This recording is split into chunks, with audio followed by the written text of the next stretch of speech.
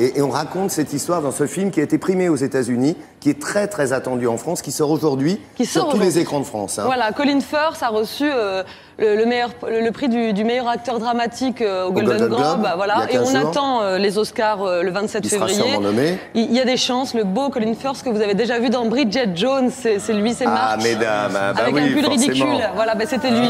Alors là, il tient le rôle principal. Hein. C'est lui qui joue le rôle du roi. C'est lui qui incarne le roi à l'écran et il va être accompagné d'un thérapeute atypique parce qu'il a essayé un peu tout, ce roi. Il est désespéré et il tombe sur un spécialiste qui lui fait faire tout un tas d'exercices, les uns les plus ridicules que les autres, et Sa Majesté accepte de s'y prêter, et une relation amicale débute entre ces deux hommes, et on a vraiment un film qui est vraiment magnifique à voir. On regarde la bande-annonce, Leïla, vous l'avez, je crois. Regardez. La nation croit que quand je parle en son nom, mais j'y arrive pas. Pourquoi perdre mon temps à vous écouter? Mais parce que j'ai une voix! Oui, en effet.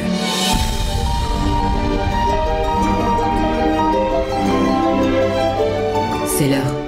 Votre premier discours en temps de guerre.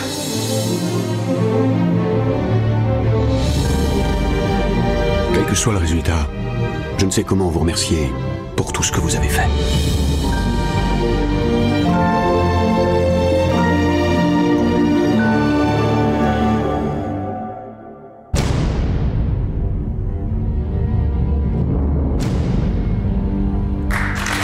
L'histoire d'un roi, ça doit être formidable, ça donne envie, hein. Vous l'avez apprécié, c'est votre préférence? C'est ma préférence, on mêle la petite histoire à la grande histoire, puisqu'on est juste avant la Deuxième Guerre mondiale, où l'Angleterre doit déclarer la guerre à Hitler. Ouais, il y a d'autres becs connus comme ça, non, ou pas? Oui, parce qu'être bec, ça n'empêche pas de tenir des postes à responsabilité ou d'asseoir une forme de communication. Le plus ancien d'entre eux et célèbre, c'est Démosthène. C'est un orateur, voilà, athénien, 350 avant Jésus-Christ, qui était connu pour lutter contre cette forme de bégaiement en se mettant des petits cailloux dans la bouche et en se forçant à proférer face à la mer, avec le bruit de la mer derrière, son discours, parce que chez les orateurs, le contenu est important, mais l'élocutio, voilà, est stratégique pour être entendu et respecté de ses pairs. Alors il y en a d'autres comme ça. On peut citer Lewis Carroll. Lewis Carroll, Alice au Pays des Merveilles. Alice au Pays des Merveilles. Alors celui-ci, il est assez extra parce qu'on lui doit l'invention des mots-valises. Les mots-valises, c'est lorsque deux mots viennent s'entrechoquer pour former un nouveau mot. Alors un petit exemple, par exemple, adolescent. C'est la contraction d'adulte et d'adolescent. D'accord. Ou éventuellement tapuscrit. Tapé et manuscrit. Alors Victor Hugo, on lui en doit un merveilleux, c'est foultitude. Foule et multitude. Qu'on utilise beaucoup d'ailleurs. Voilà, qu'on utilise couramment. Et bien c'était un mot valise. Donc Lewis Carroll a profité de son handicap, en quelque sorte, pour générer une nouvelle forme d'invention de la langue. C'est assez merveilleux. Il y a Marilyn Monroe aussi. Ah, Marilyn était un peu bègue? Oui, on a tendance à oublier que Marilyn Monroe avait des grosses difficultés d'élocution. C'est pas ce qu'on voyait en premier chez elle. C'est vrai, c'est pas ce qui est le plus évident. Ouais, c'est bien, et un petit dernier, c'est Winston Churchill. D'ailleurs, il apparaît forcément dans ce film, puisqu'il est en lien avec son Altesse royale, qui lui aussi était incapable de proférer un discours sans, au préalable, avoir tout noté, et même noter les césures, les temps d'arrêt qu'il devait marquer, pour éviter que l'on sente son hésitation lorsqu'il prononçait. C'est marrant parce que moi j'ai pas souvenir, enfin on a tous écouté les discours de Churchill, j'ai pas souvenir d'un Churchill bec, comme quoi ça se travaille. C'est-à-dire qu'eux aussi, lui avait pas cette infirmité mais ce handicap, et il y a une façon de le travailler, la césure, l'écriture, écrire avant ce qu'on a envie de dire.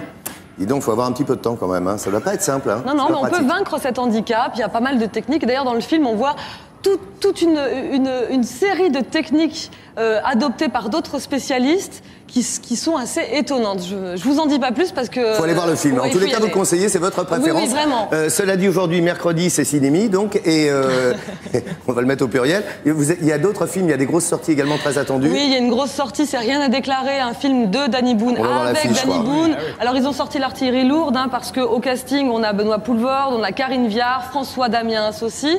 Voilà, c'est une comédie légère, voilà, en famille. On l'a vu ensemble, on est allé voir ce film, mais c'est un bon divertissement, hein. Si vous avez aimé Bienvenue chez les Ch'tis, vous adorerez évidemment là. Et le couple marche très bien, hein, c'est Bourvil de Funès et la Poulevard de Danny Boone, ça marche, quoi. Oui, on s'attend à un gros succès parce que Bienvenue chez les Ch'tis, c'est quand même le deuxième meilleur score en termes d'entrée en France. Au box-office, ça représente derrière Titanic. 20 millions d'entrées. C'est quand même pas rien. C'est formidable. Un petit dernier film, c'est Contre toi de Lola Doyon. Alors on n'est plus du tout dans le même univers, mais là aussi, c'est assez particulier, je vous en dis pas plus. Si vous avez envie de tenter, à découvrir, voilà, on peut laisser. C'est une palette entre le discours d'un roi, le Lola Doyon et effectivement le divertissement, la pure comédie avec Danny Boone. Le bilan cinéma. Vous nous parlerez des entrées la semaine prochaine, mercredi prochain, Absolument. pour savoir si ces films ont fonctionné. On le souhaite. Mais en revanche, vous allez nous parler du bilan des entrées cinéma 2010. Voilà, c'est une année faste pour le cinéma français avec une fréquentation record. On estime à 206 millions. D'entrées en salle pour 2010.